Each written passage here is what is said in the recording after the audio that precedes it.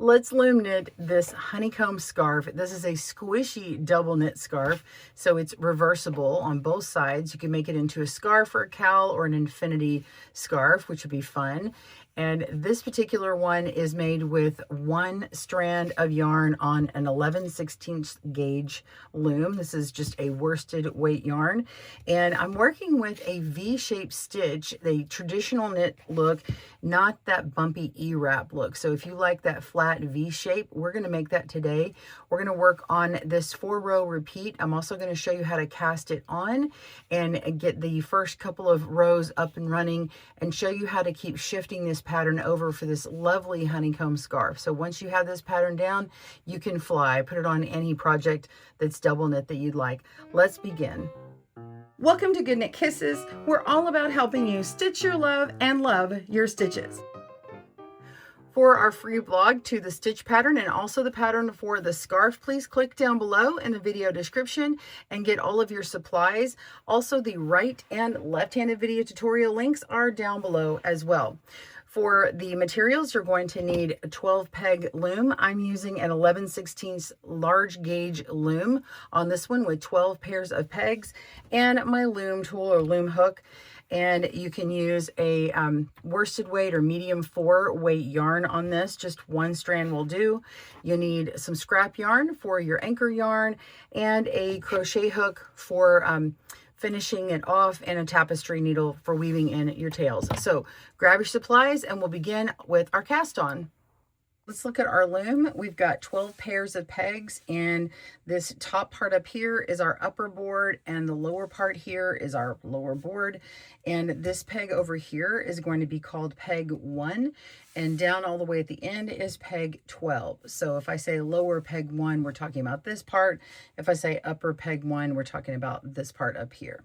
Okay, so we're going to start by placing a slip knot on our anchor peg here, or if you have a peg on the outside, or just hold it somewhere to get this all started. We're going to start by a slip knot, however you like. I wrap mine around my first finger a couple times, take the back loop over the front a little bit, and then the next back loop up and over the tip of your finger and making that knot. Make it however you like. Pause your video if you need to in here. You can fast forward or rewind if you need, or push slow.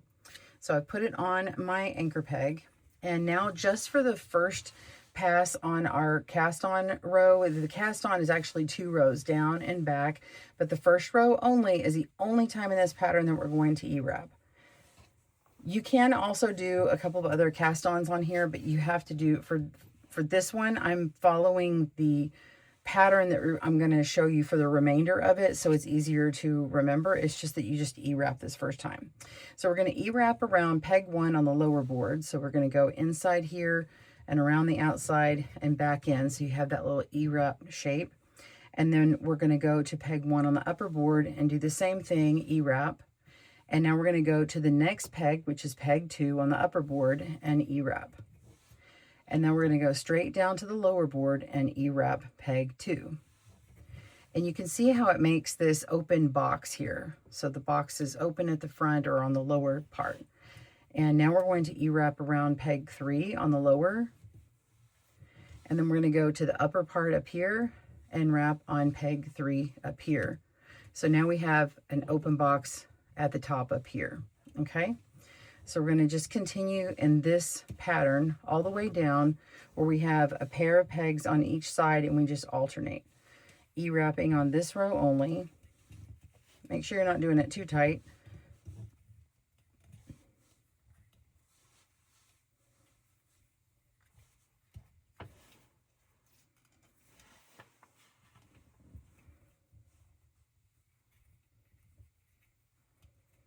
Okay, we're going to all the way down to 12 on the upper, and then down around 12 on the lower. Okay, so that's our first pass. You can push your yarn down a little bit. Okay, and on the instructions, oops, that dropped off, so let's fix this again. Here we go. So if you look at our double rib cast on instructions, we just did numbers 1 through, let's see, 8. And then we're going to lay our anchor yarn, so you can kind of wrap around this little anchor peg for a second, put it down, and then get your scrap yarn of your another color, contrasting color, and lay this in. You're just going to put it down in between this first peg here and lay it across, and at the end put that through. There we go. And you can have it long and tie it together if you like. I'm just using this as a little example. I have it longer on my much bigger sample. I usually don't cut it so short. Okay, so got to fix that last stitch. It came off. All right, so now we've done steps 1 through 9, and we're going to cast on row 2. This is step 10. From here, we're not going to E-wrap. We're just going to lay our yarn loosely across the front of the peg as if to flatten it. So we're going to guide the yarn around the back of the peg, back of this peg, and straight up to peg 12 on the upper board. Okay, so we're just wrapping peg 12 on the upper board. And then we go around peg 11 on the upper board and then come down to peg 11 on the lower board. So let me hold that, and you can see it's just on top of it. So we're following this same wrapping pattern with these little boxes, keeping them open on the same sides and closed on the other side. So I'm calling these two closed here. So go all the way down and just follow the pattern. You're just not E-wrapping.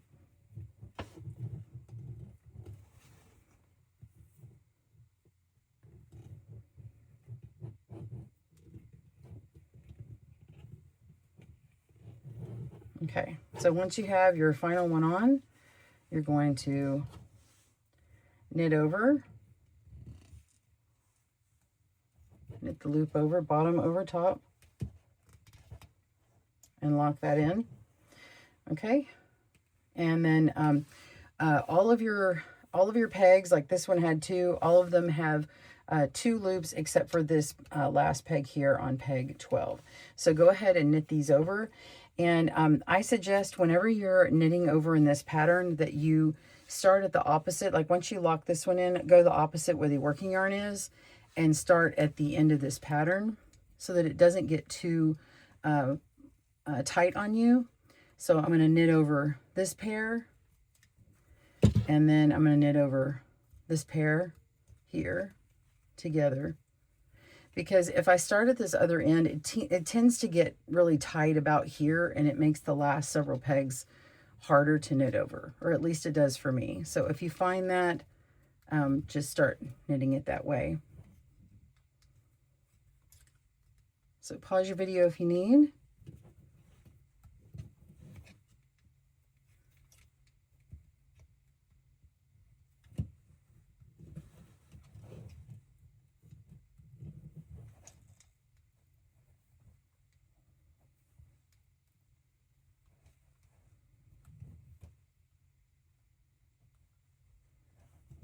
Okay, so this one came off. So this had an E-wrap. So I'm going to hold on to these. I'll just show you a little troubleshooting since it happened to me.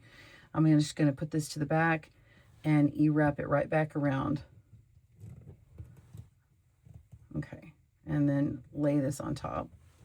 And there it goes. I can go ahead and knit that over.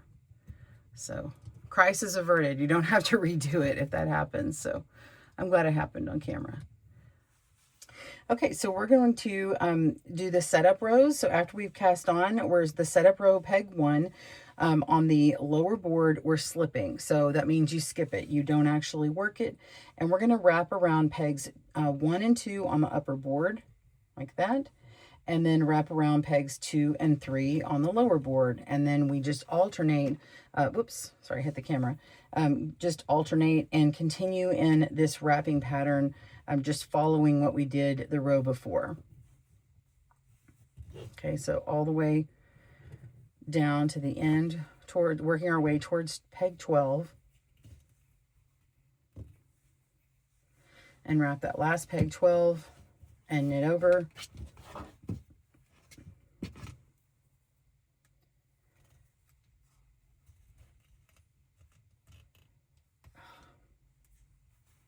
I didn't have a good handle on it. Hold on a second.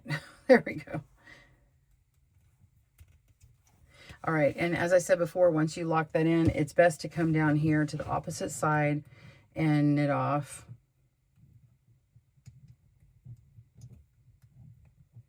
Okay, so pause your video, meet me back up for row 2. See you in a moment. Okay, so row 2, we're going to be slipping the first peg as we did before, and we're on peg 12. We're going to work our way all the way back to peg 1. So it's a continuation of this. This is the last time our rows are going to be lining up like this. We're going to be shifting every other row once we start our 4-row repeat. So the beginning of our next row is actually going to be the beginning of the 4-row repeat. So be sure and pay extra attention. Row 1 and 3 are not the same, but rows 3 are the start of our row repeat. Okay, so we're going to knit over that and go ahead and knit over all of your stitches. Pause your video and I'll meet you back up for the beginning of our honeycomb stitch pattern, which is row 3. See you in a moment. Okay, so the honeycomb stitch pattern is that 4-row repeat, and it actually has 2 wrapping sequences. So we're actually going to offset at the beginning of each of the sequences. So row 3, we're going to offset this pattern, and wrapping sequence 1 begins with row 3 and it comes down to peg 12, and then row 4 goes down back down to peg 1 again. And then when we get to rows 5 and 6, it's just going to offset again. So at the beginning of these things, when they're offset, we're not slipping a stitch because we have to change up how it sets up. So what we're going to do now is, instead of making these little open boxes at the front of the board here on this lower board, we're going to make it on the upper board. So what you do is you're going to come from this lower board. You've got your yarn here. We're going to go to the upper board at peg 1, wrap around and come back down to peg 1 here, and then over to peg 2, and then up to peg 2 up here. And it's closed on the lower board and open up at the top. So let me show that again close up. So we're going to come from peg 1 on the lower, we're going to go up to the upper board and around, back down to 1 again. So from 1 lower, we're coming to the upper 1, down to the lower 1, and across to lower 2, and up to lower 2, up to peg 2. So across to peg 3, down to lower peg 3, and across. So we're doing a pair on the lower and a pair on the upper, and so on. So it's basically the same thing you did before, except you're not slipping a stitch. Come all the way down until you get to peg 12, and then you'll end up here instead of down at the bottom. And then go ahead and knit over, and all of your pegs should have 2 loops. Of course, I just knitted that one off. We can come down here, and where I have that first stitch, we can loop that up and over, and then start doing all of our pairs, knitting off like that. Okay, so go ahead and do that. Pause your video, and I'll meet you back for row 4. See you in a moment. Okay, so we're on at row 4, and we need to come back down to peg 1.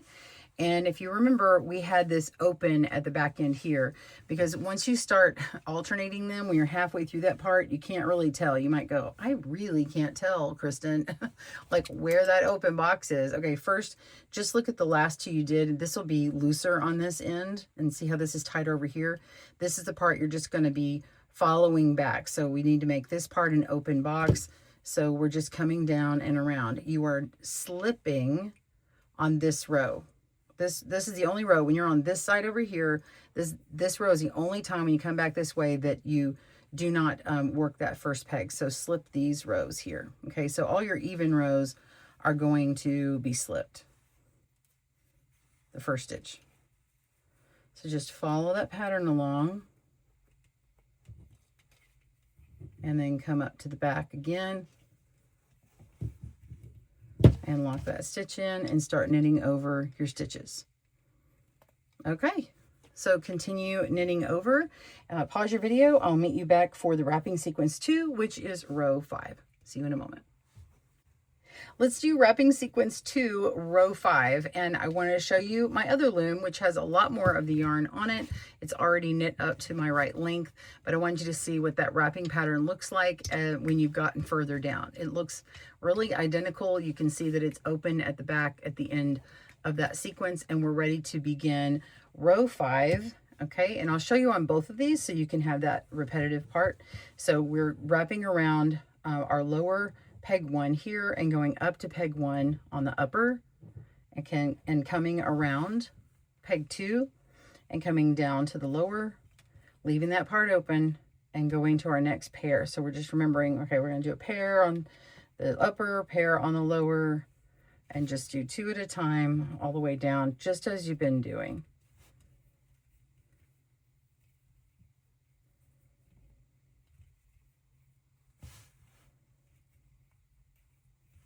There we go. And knitting that over. All right, so that is row 5. Let's repeat row 5 again, just so you can see it. So I'm coming down to 1, up to 1, across to 2, down to 2, across to 3.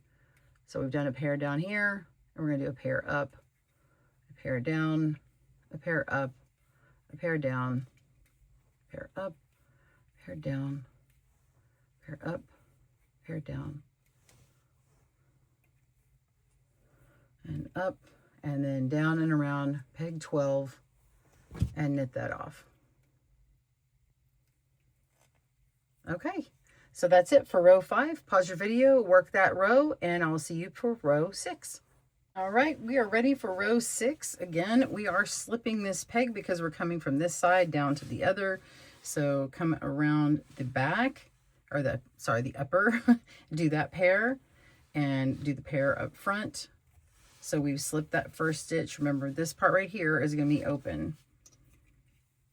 And just keep going down.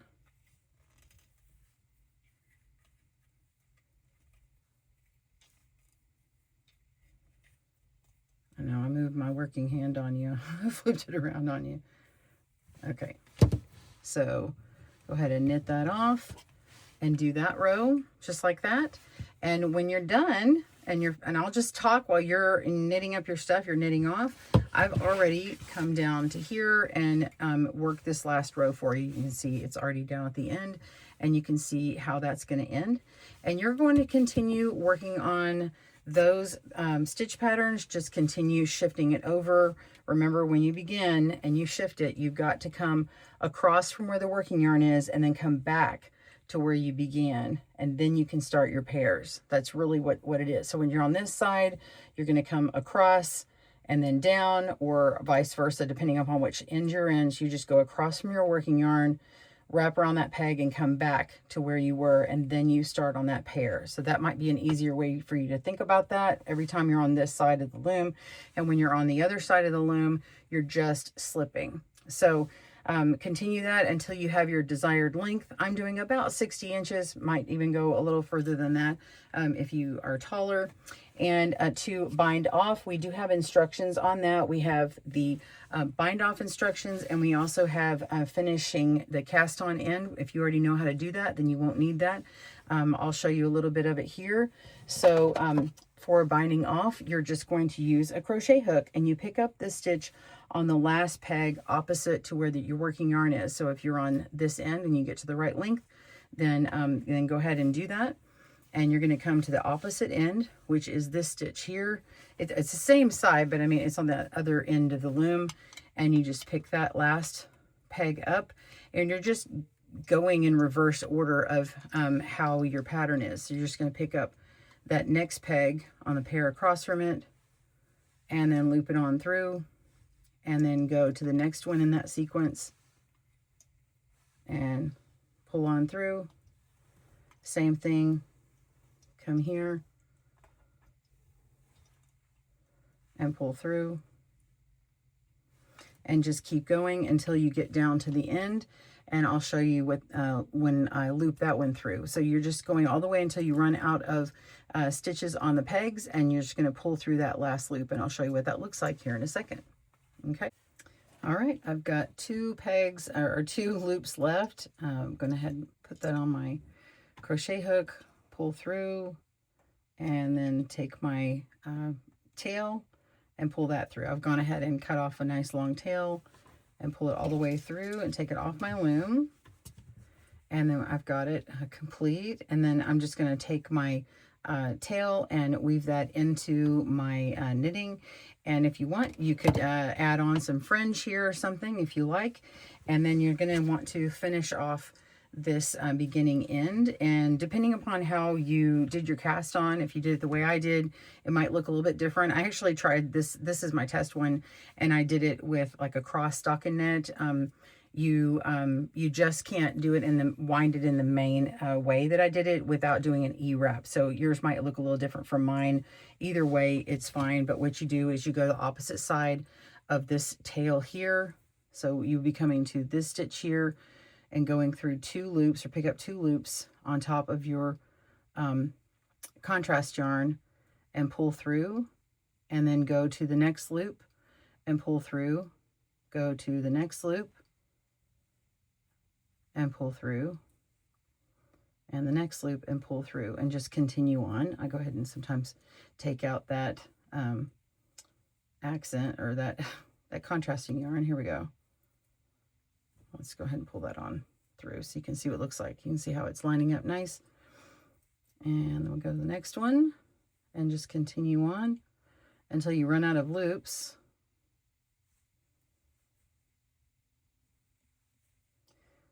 And again, you can put fringe on the end here, or you can sew your ends together if you're completing it as a loop, like in a cowl or an infinity scarf.